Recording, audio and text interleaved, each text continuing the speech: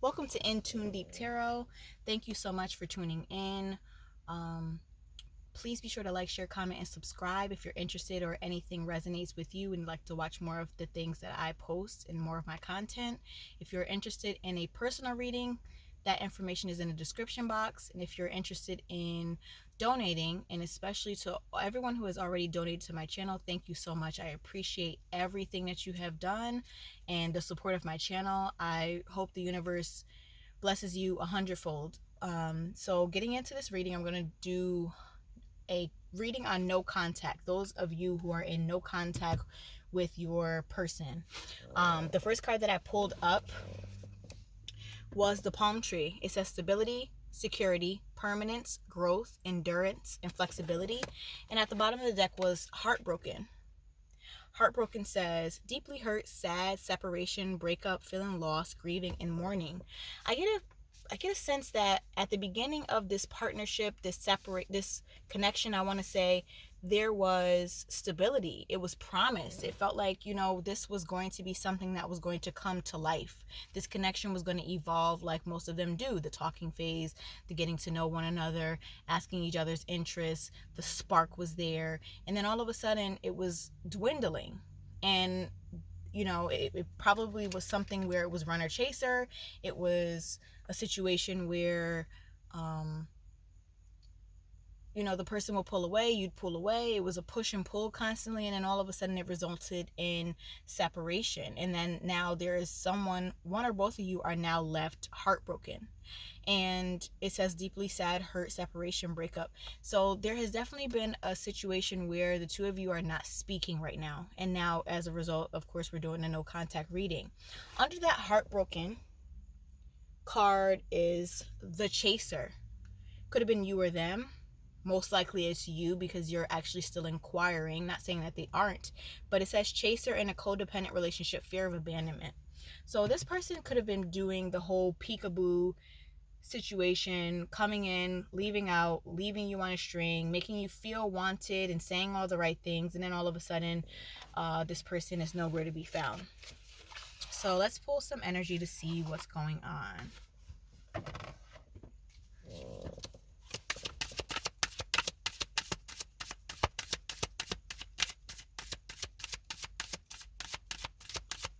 What is your person thinking right now in separation?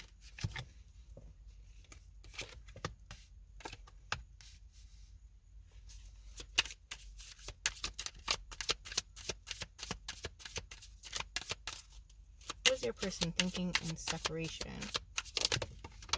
We had some fall to the floor. So I can tell you right now, if you were the person who has been abandoned, your person had no issues with you. We have, although they didn't do that, this person wanted to offer you a commitment. This person feels as if it was destined and fated that the two of you have met. This person seen you as the end all be all. The 10 of Cups, which is, it's like a fantasy. This person seen you as someone who they wanted to build with, a family with, someone who they didn't want to have any secrets with. This is the Moon card, which is secret emotions. This person was open with you. It was easy for them to be completely open with you. This person, bottom of the deck, King of Cups, had feelings for you, whether they've shown it or not, whether they revealed it or not. This person could have been someone who was very flighty, and they definitely seen you as the Queen of Wands, which is someone who is full of passion, someone who they're attracted to, deeply attracted to. This person, it's feeling like this person is regretful. They understand that there is some sort of ending, and that if they were to come back, there has to be a new beginning. But I rest assured that this person is for sure regretful of how things have ended.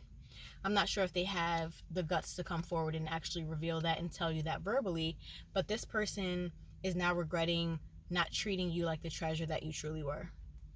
You guys, the two of you had great chemistry, great friendship, great conversation. You collaborated well, but this person decided for some reason or another that they wanted to separate and walk away from the feelings, walk away from the connection. I see they held back.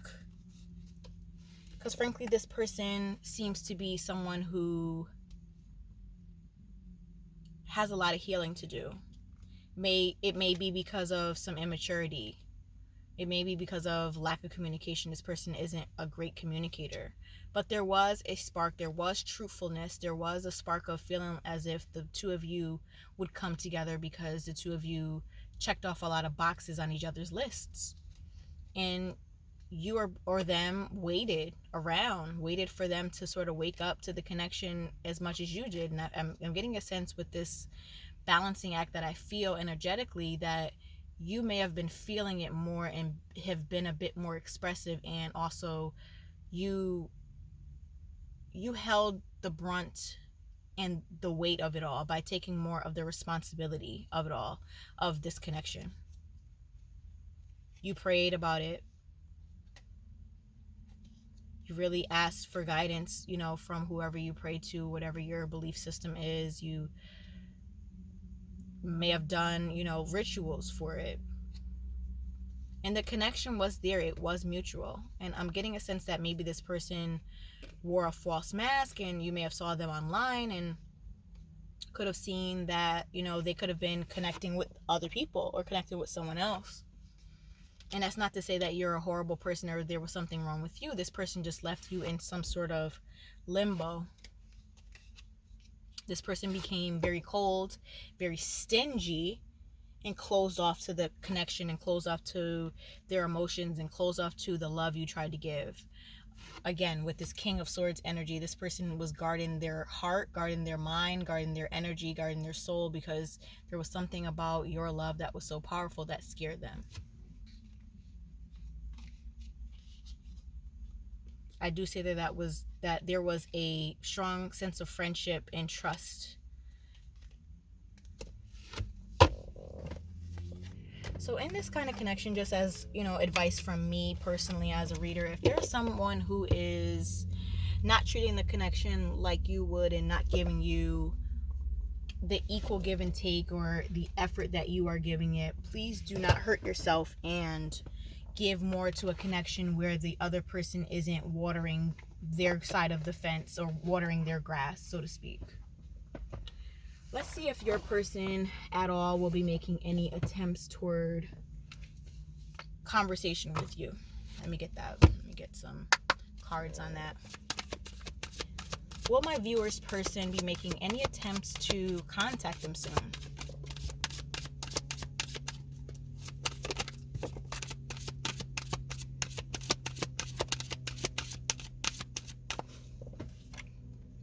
First card that came out and second card really do coincide with one another. There is a strong sense that this person would like to bring balance back to the connection. They want to bring justice to the connection and do right by you, at least. Whether it be a conversation to move forward or a conversation to kind of close things off. This person does see that you have put in effort, and they now know that they have to put in the same amount of effort to at least meet you halfway. They do see that. Bottom of the deck we have the Four of Wands. Again, more confirmation that this person did see and view you as someone who they saw eye to eye with. There was a spark. There was a connection. You're not going crazy thinking that, there was no connection. Maybe it was just me that felt it. This person felt it too. But they could have been in a place in which they did not feel that they could uphold it, that they were mature enough for it, or that they could nurture it the way you deserve to be nurtured. Let's get an archetype. An archetype for advice for you.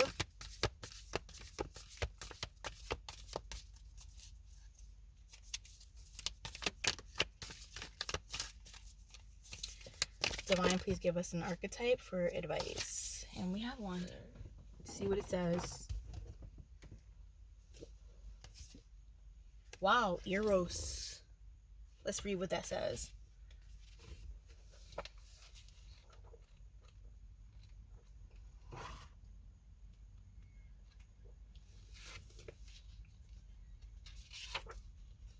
I'm going to read it from the book since I didn't memorize this one. This deck is still really new for me. Let's see what it says. Eros, where are you?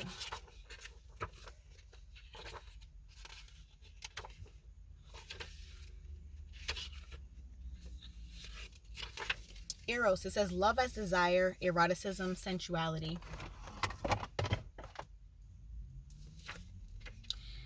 Plato reminds us that Eros can be experienced as platonic love. It is activated when we witness beauty and truth in the world, when our barriers soften.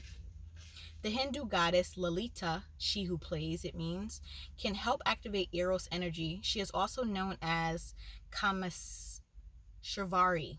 Okay, I might have screwed that up. Forgive me. Empress of Desire. Again, the keywords for Eros is love as desire, eroticism, sensuality.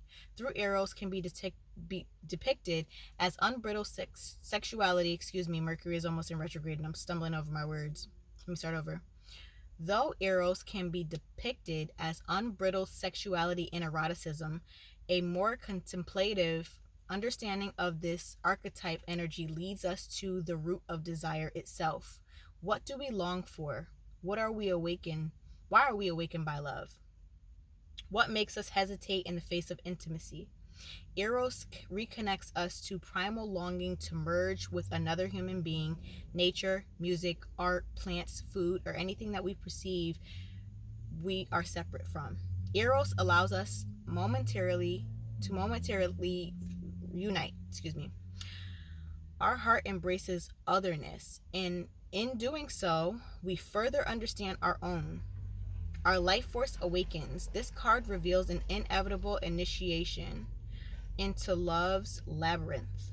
You may find yourself swirling in a new territory of desire, sensuality. Explore the labyrinth with a curious and honest heart. And remember, though the way is circuitous, you are always being led toward its center. When light, passion, playfulness, sexual health. When dark, madness, projection, obsession.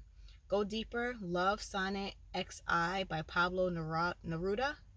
And Basket of Figs by Ellen Bass. This is giving me the vibe that your person was not a person who was comfortable with togetherness, otherness, intimacy. There's a lot of wounds that lie with a lot of humans when it comes to being too close to someone. A lot of people have issues when it comes to collab. So if you don't hear from this person, I feel like they may reach out. For some of you, and some of you they may not. It may give you the closure that you really need, but if it doesn't give you the closure that it needs, I think that some of this energy that you still feel, this desire, can be poured into nature, poured into art, or poured into one of your passions. I think that energy can be transferred into a project or something that you haven't done in a long time, because that energy is still present, and it doesn't have to just die with you keeping that desire open for someone and it's not being reciprocated. That passion, that energy can be pushed into something else very productive that can actually be healing for you. A lot of our love and our heartbreak and a lot of the big emotions that some of us may have felt, I truly think that it's a life force type energy.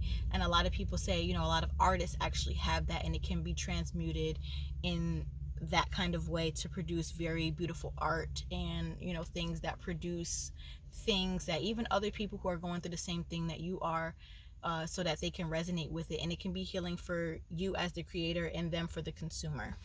So that's all I have for you today. If you're interested in a personal reading, all of that information is below, and I'm going to be choosing someone for the winner tomorrow for the free reading. Thank you so much for watching. I appreciate your support.